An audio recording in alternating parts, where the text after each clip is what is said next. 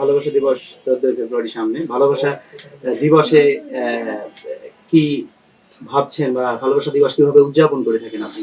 আমার কাছে প্রত্যেকটা দিনই ভালোবাসা দিবস। কারণ আমার কাছে ভালোবাসার মানুষ আছে, আপনারা সকলেই জানেন। এই মানুষটা যখন আমার কাছেই থাকে তখন প্রত্যেকটা দিনই ভালোবাসার হয়ে যায়। কারণ সকাল হলেই ঘুম থেকে তার যে ভালো লাগাটা পাই, সবসময় হয় যে সন্তানদেরকে আমার উঠাতে হয়, মানে আমাদের মাদের উঠাতে হয়, কিন্তু উল্টো দেখা যায় যে সন্তানই আমাকে উঠিয়ে দেয়। তো এটা খুবই ভালো লাগে।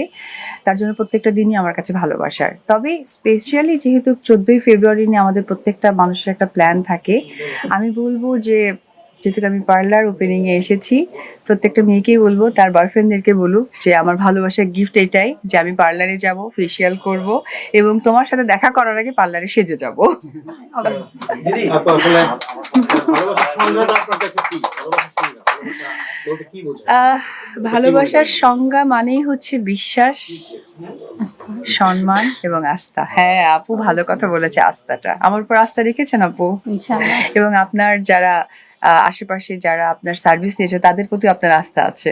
জি অবশ্যই। থ্যাংক ইউ ভাইয়া। দিদি, জয়ের জন্য স্পেশাল কি থাকবে এই ভালোবাসা দিবসে? গতবার বছর তো বলছিলেন যে জয় আপনার পাশে থাকবে কিনা বা বাইরে পাঠাবেন, এমন একটা চিন্তা ছিল।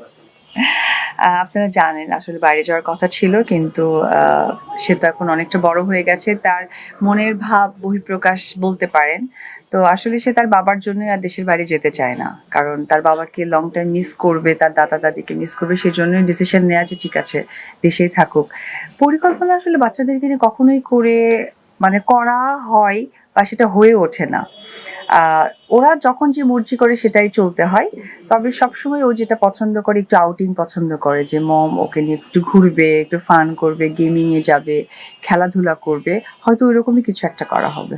জয়ের বাবা তো টিম কিনলো বিপিএল এ, জয় কি একবারও একদিনও খেলা দেখার জন্য মানে যেতে চেয়েছে? সুযোগ হয়ে ওঠেনি, আর তার বাবাও তো ছিলেন না দেশে। আজকে তো শেষ খেলা, সম্ভবত উনি মাঠে আছে। জয় কি মিস করতেছে না? না, জয় টিভিতে আছে।